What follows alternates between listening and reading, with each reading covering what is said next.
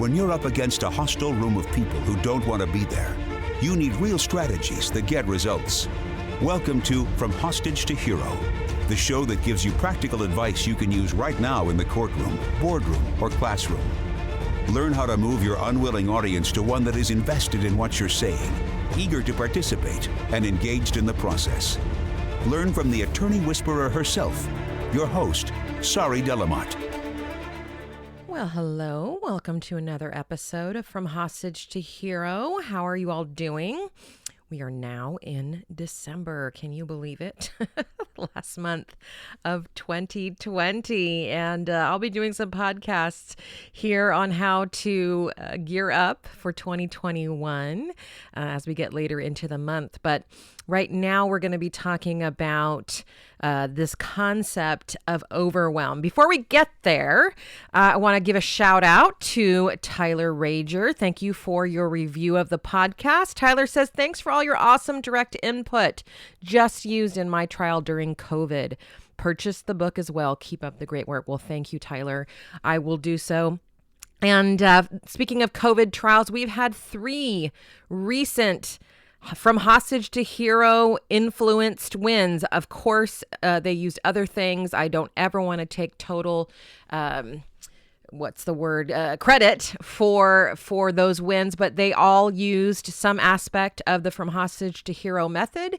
And we have a webinar with all 3 trial attorneys that have recently won big verdicts in the From Hostage to Hero Facebook group. That's where they are housed. So if you are not a part of that group, you want to make sure that you get on to that group so you can go and watch those. We also have webinars back from April when this whole thing started with Rick Friedman and Randy McGinn and Dorothy Clay Sims and David Ball. So if you want to go see what's happening over there, I do at least a training once a month of some kind, a webinar, a training, a Q&A.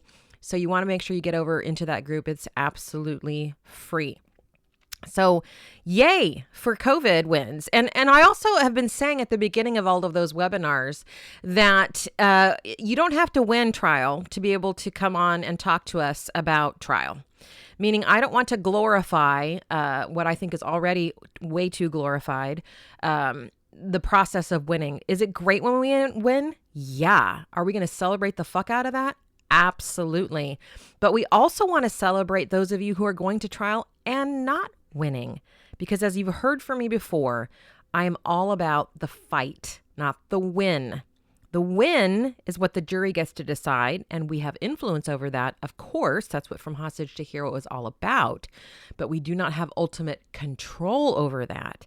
And so we're going to celebrate any of you that are going to trial, and if any of you have gone to trial and it has not resulted in a quote-unquote win, we'd also like to hear from you, because all of the trial work that you are doing right now is going to help us learn. And I also want to change the culture in trial law that we only celebrate wins. I want to celebrate going to trial, period. That's what I want to celebrate.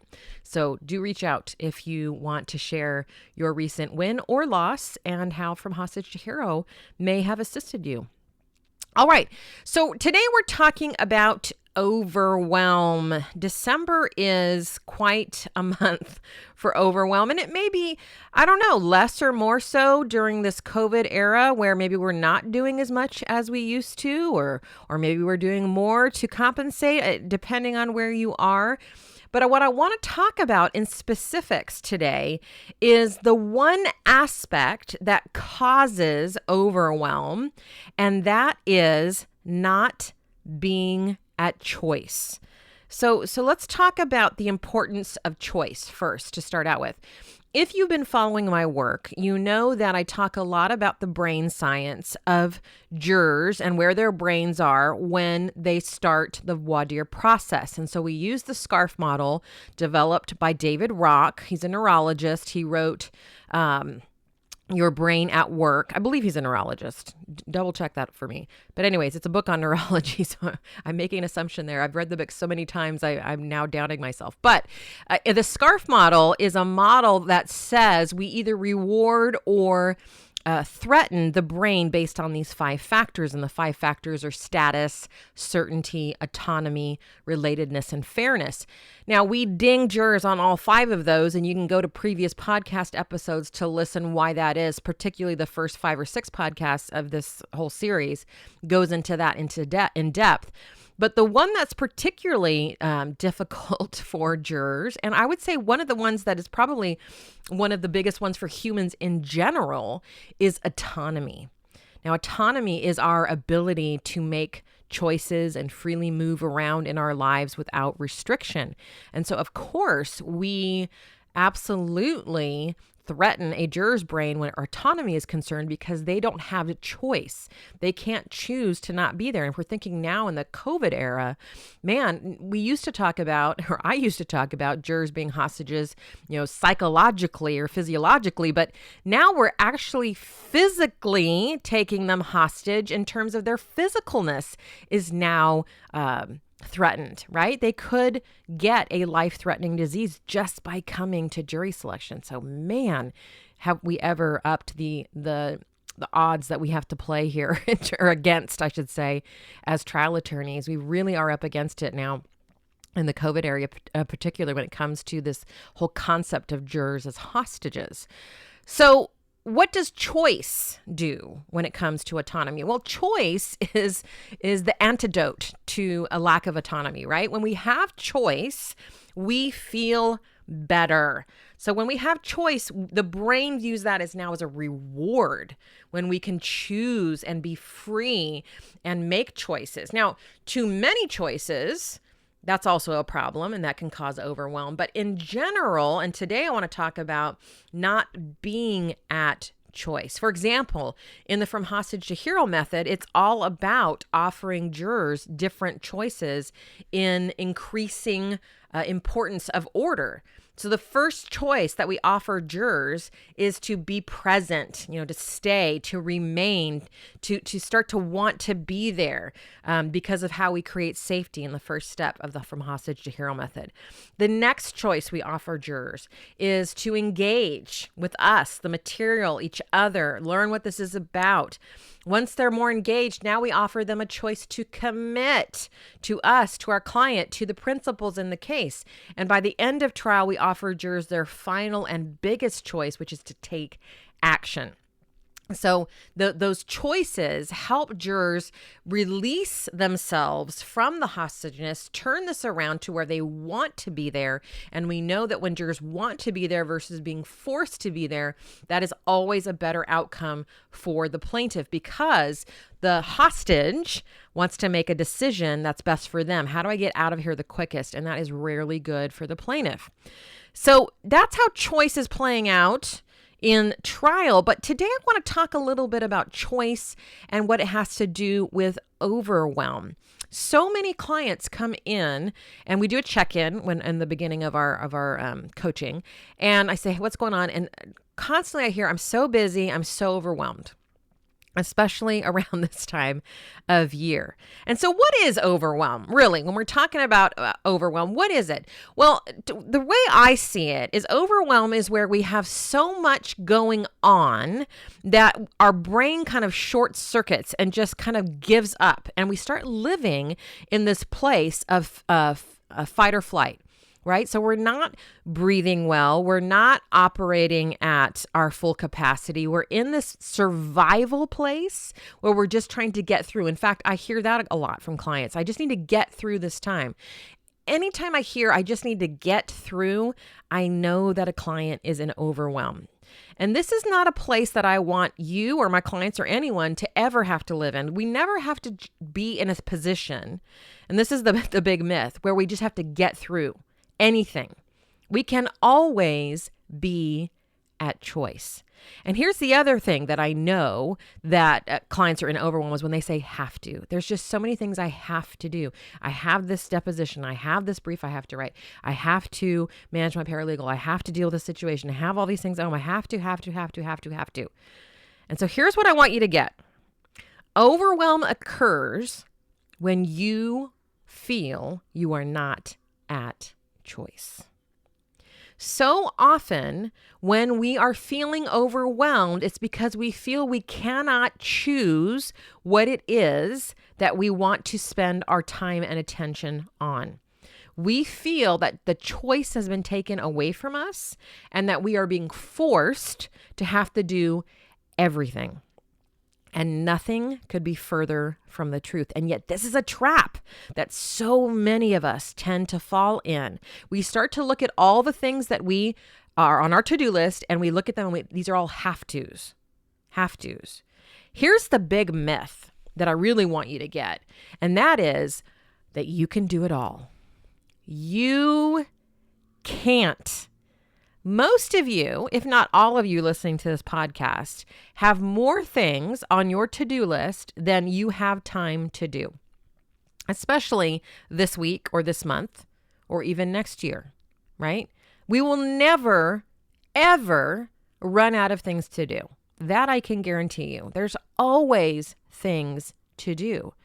So when we get into the overwhelm space, it's because we start taking on too many things and start believing that it's possible to get them all done. And we get into the survival place of, I just need to get through this. I just need to work, 15 hours a day and I'll get through this list. And it just depletes us and it makes us feel shitty about our lives.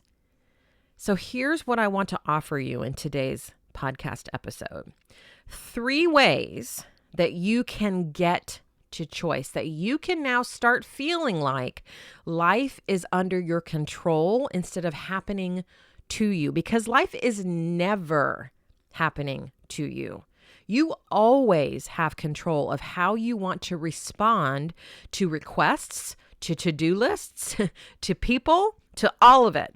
And the minute that you go to choice, that changes everything, because choice is empowering. That's why we offer jurors choice in trial instead of keeping them passive and just receivers of the information and then crossing our fingers and hoping that they vote our way. No, we start from the beginning with designing with them, which I'm also going to do a podcast episode on designing with jurors. I've talked about it before, but every time I try to look for that podcast, it's not titled that.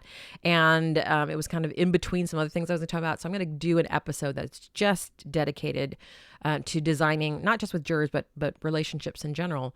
But we would design with jurors at the very beginning to give them choice and autonomy. And we have to do the same with ourselves. So next time you feel overwhelmed, I want you to start thinking, where am I feeling I'm not at choice? Because that's going to change everything for you. And once you start to feel and understand that you are not at choice, here's how to get yourself back on track. 3 things. All right. The first one is to ask yourself this question: what are the possibilities here? See, when I work with a client on overwhelm, what I tend to also see is black and white thinking. Look, all of this has to be done and there's no other option. That's just it. There's nothing I can let go of. And that is bullshit 100% of the time. Now, when you're in it and when you're stuck and when you're feeling like you don't have choice, this is hard to see the other possibilities. So what I'm going to ask you to do here is to shake things up. And a great metaphor for that, Kevin, my husband, who is known as Coach K in the H2H membership, has a great analogy for this. And he calls it, shaking up the snow globe. So if you think about a snow globe, when it's not in movement, all the snow is at the bottom, right? And you can kind of think of this as all the snow in your bottom as you sit there at your desk feeling overwhelmed and stuck. You're just like, all the snow has just kind of gathered and is sitting at the bottom of your butt on this chair, and it just all feels so impossible. So I want you to get up. I mean, literally, physically, and shake things up. Move. Go outside. Just sometimes standing in a different corner of your office where you don't normally stand and seeing things from a different perspective will shake the brain up. Put on some music, right? Do something different. Meditate for 5 minutes. Access someone. Could be someone real, like your dad or your mom, even if they're no longer here. What would they say? Well, how would they see the situation? It could be someone who you don't know personally, Oprah or Nelson Mandela. Maybe you do know them personally or have. But access something else, a different part of your brain, and ask yourself, what's the possibility here? This is what coaches do when we work with our clients, is we start to pick away at this belief, this black and white thinking that there's nothing that can be done here. And we get them to start thinking, what's really important now, which is really the second thing that you can do, which is tap into your inner wisdom. I used the analogy of a gas tank with a client of mine just a few days ago. And I said, look, right now you're running on fumes. Let's assume you've got about a quarter of a gas tank left for this month, which is very normal, by the way, for December. Okay. I mean, so many of you run around and you're like, I'm going to get all 5 billion things done. And then you're like, it's 5 o'clock. Why am I tired?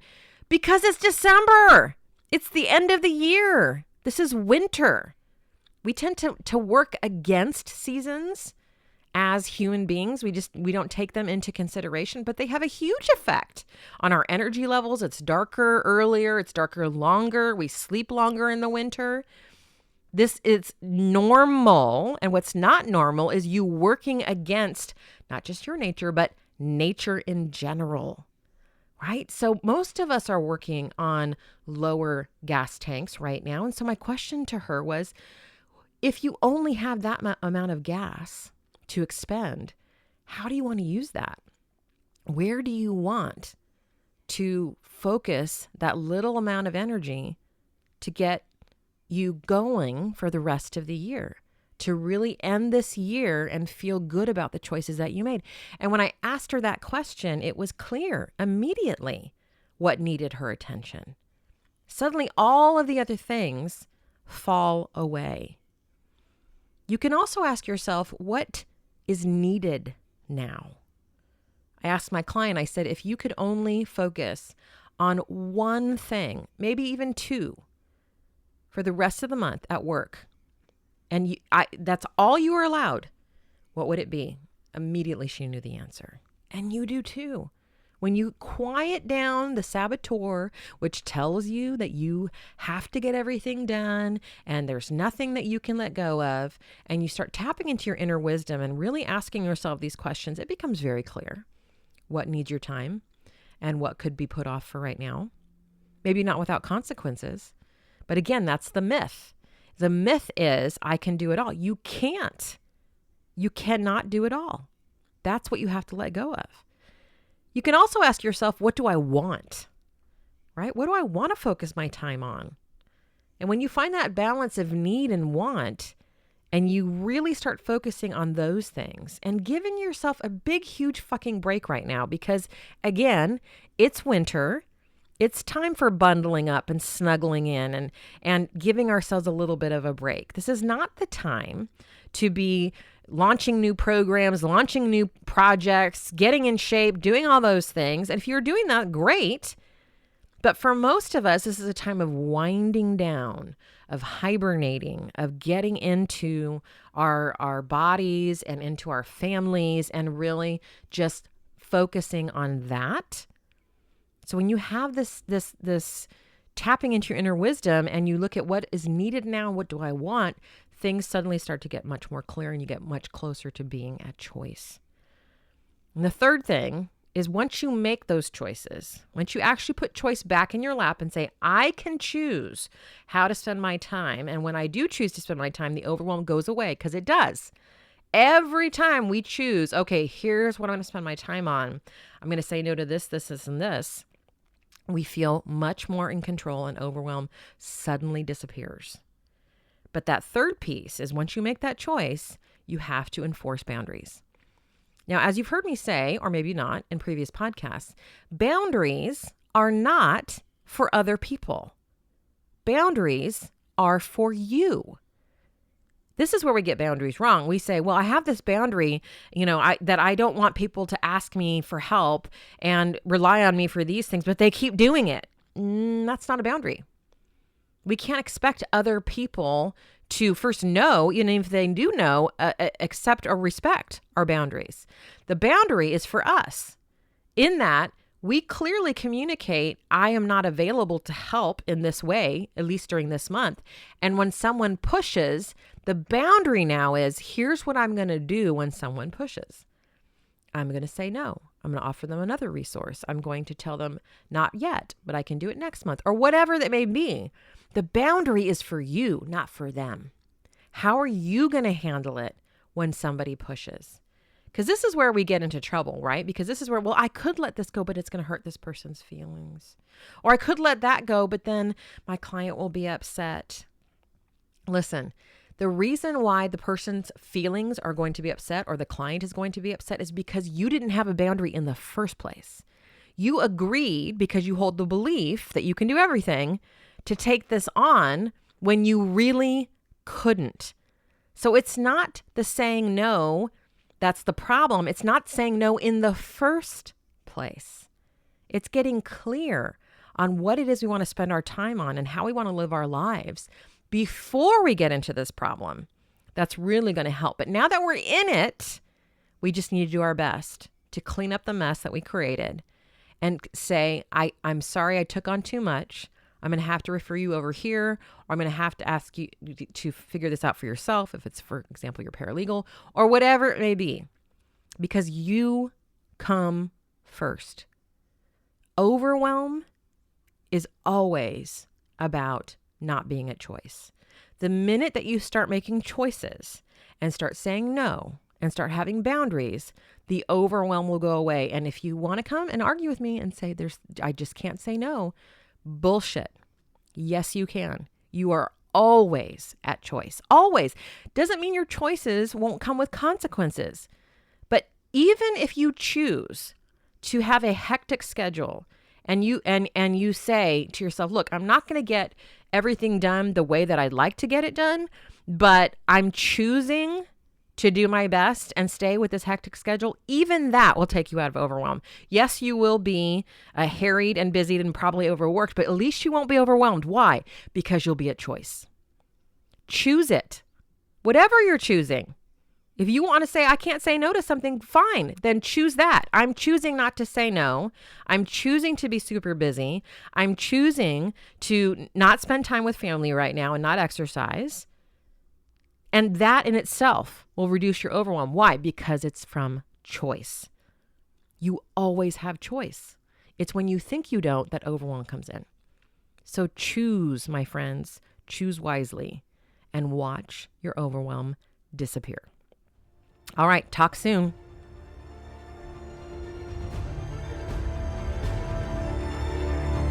That's it for this episode of From Hostage to Hero. But head to our website, saridlm.com, for other must-have resources from Sari Delamotte.